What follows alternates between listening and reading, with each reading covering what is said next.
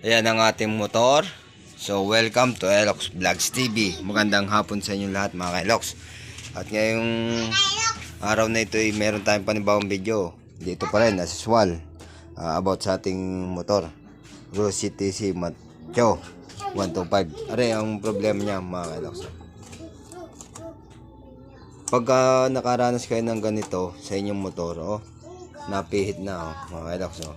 Ibig sabihin yan, putol na yung ating cable ng throttle. Ito mga kailoks, putol na ang cable ng throttle natin. Kaya kakalagin natin to kasi pangita naman, putol na. Bali kahapon ayos pa yan. Medyo inhila ko dito kasi naganit na silinyador. Tapos kinapa ko yung ilalim nito, kinapa ko kasi ito yung wire na yun Kinapa ko din ay naramdam ko ipit pala ng tornilyo. Naipit siya ng nut pala mga kailoks. Kaya pagpihit natin naputol. Kaya yan, ganito na nangyari. Papayta ko rin ang dapat nyo ingatan din is pagka sa kable ng ating throttle. Diba nakasuot yan. Iwasan natin na siya maipit ng nut o ng tangke, ng tornilyo. Basta maramdaman natin sa ating motor at sa throttle na gumaganit na siyang pihitin. Pagka maganit na din Minsan naman pag sobrang ganit din kalagin lang natin itong kanyang pinakang cable, tapos lalagyan natin siya ng langis. Pero ipapakita ko sa inyo, kakalagin ko na ito mga kailoks. At isa pa mga kailoks, pakita ko rin sa inyo yung naipit na cable sa akin. Naipit na cable pala ng throttle. Yung mga kailoks, dyan naipit yung ating cable ng throttle dyan sa nut na yan. Medyo nahila ko na ito kahapon Papayta ko sa inyo, pisngot yan pagka nakalag na natin yan. At mga kailoks, bago natin ito kalagin, kahit saan naman pwede tayo mag-umpisa kung alin ang gusto nating unahin kalagin. Sa akin pa, dito muna ako magkakalag. Dito muna kakalagin yung kanyang cable ng throttle dito sa kanyang carburetor. Bale, napihit ko na ito kanina kasi mahigpit ito para makita nyo paano kalagin yan.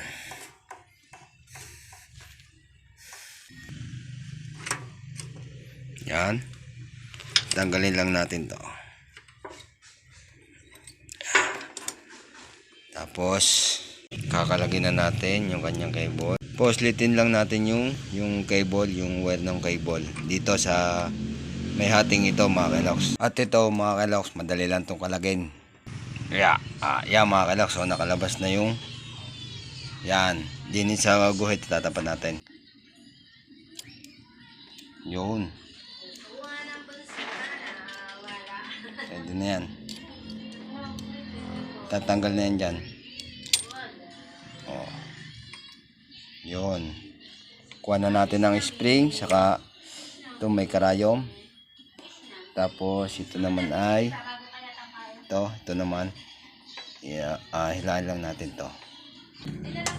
Hilahin lang yung nasa likod yun. Tanggal na. Tapos pagka daayos na ito, tanggal na. Yan. Pupunta na tayo dito. Kakalagyan natin to gamit lang ang ating kahit Phillips screw lang mga kailoks. Okay, makakalagyan natin tong cable nya. Siya mapapalitan na natin. At yan, pakita ko lang mga kailoks sa inyo yung ito.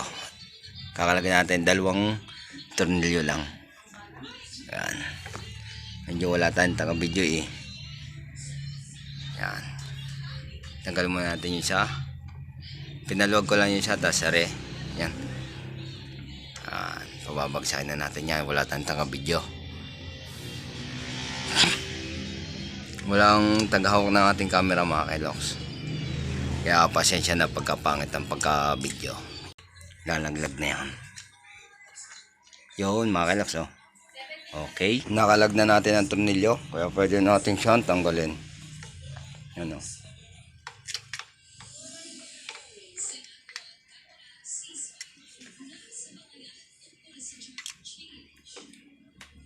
Yun, nagpanok. Yung Kelox, oh. Yung cable ng ating throttle, oh, putol na. Dito siya nakalagay. Bale, papalitan na natin to kasi alam naman natin yung problema ng ating motor, kaya bumili na rin ako ng cable niyan. Papalitan na natin. Yan. Ito lang, ito. Gagalawin natin ito. Fifihit siya. Luluwag na ito. Maluwag naman talaga to eh. Diba? Tapos, pihit natin.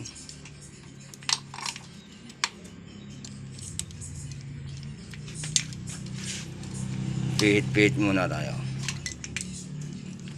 Yan. At ito na mga loks, oh. Pihitin lang natin. Wala na. Tapos hilahin na natin mga loks. Hilahin lang natin to. Yan mga loks, oh. Naipit to. Kitang kita naman, oh. Yang to. Ang paikot. Naipit ng nut kaya gumanit yung ating cable ng throttle. Ayan, no? May makintab pa dito mga loks. Yun. At mga loks, ito yung bago natin. Ito yung ating papalit na cable ng throttle. Buksan na natin.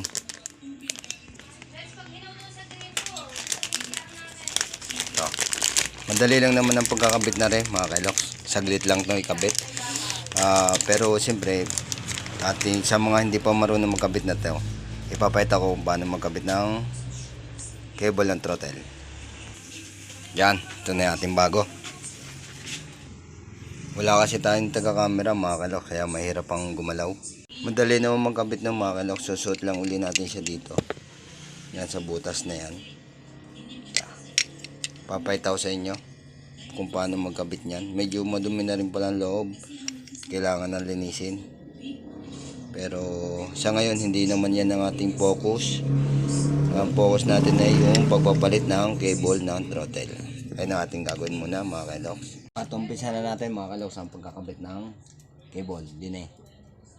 Bali lulusot natin siya dito sa butas. So, dito mga kaloks. Pipihit lang natin uli siya. Lulusot lang natin tapos pihit.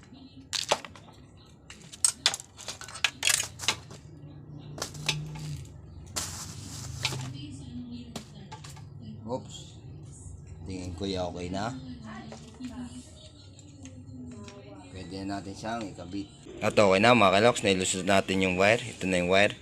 Tapos dito naman natin siya ikakabit. Dito. Yan. Lulusot na natin siya din sa may back na yan. Lulusot natin siya dyan. Dito muna. Yan.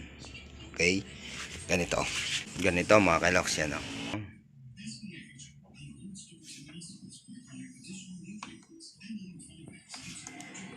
Oh. Yun. Tapos diyan yan. Nakakabit na. Okay. Tapos yun na. Tapos ito naman. Lalagay naman natin tong isa. Ito. Yan. Tataklob na natin siya mga kalok. Yan. Nakataklob na. Tapos ibabalik na natin yung kanyang tornilyo sa ilalim. Pakita ko na lang sa inyo mga kaloks pagka naikabit na natin dalawang yung tornilyo. Yan mga kaloks. Nakatornilyo na. Naikabit na natin dalawang tornilyo. Tapos ilulusot na natin yung wire natin dito.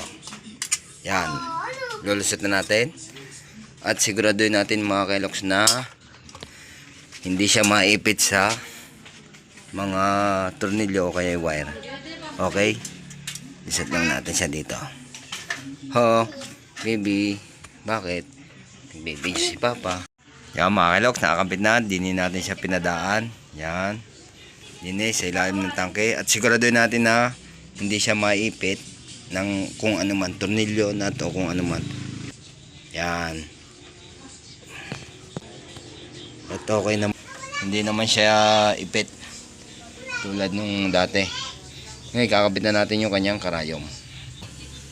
Bale hindi ko na ipapakita kung paano magkabit niyan kasi madali rin lang na magkabit niyan. Kaya pakita ko na lang sa inyo pagka nakakabit na yan dito sa ating cable.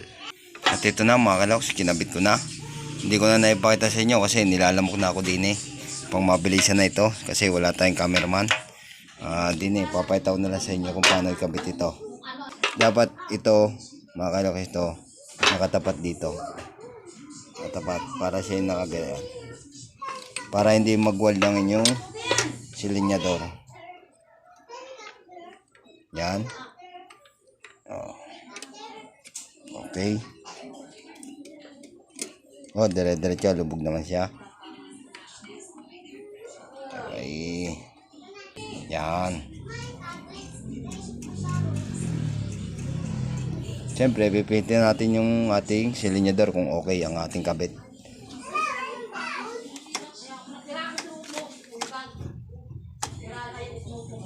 Okay na mga kaloks. At sa tingin ko mukhang hanggang dito na lang ating video ito. At ako'y nabot na ng hapon at ang lamok, nangagat na. Yan. At least, naipakita ko sa inyo kung paano magkalag at magpalit ng ating bagong throttle ng cable. At nalaman natin yung sira. Pagka ganyan naka-encounter kayo ng gayon ng inyong silinyador, ibig sabihin, putol ng cable ng throttle mga kaloks. Okay, at sa tingin ko mukhang ganito na lang ulit ang ating video for today. Wala na ibang masabi kundi hasta la vista, baby. Bye-bye. Papalitin na pala talaga ito mga kaloks kasi kalawang na din yung pinakang wear niya. Ito, kakalagin ko ito mga kaloks. At ito, kinalag ko na. Napakakalawang na niya. Mulmul na pati, salagang papalitan na pala siya. Okay, bye. Bye-bye!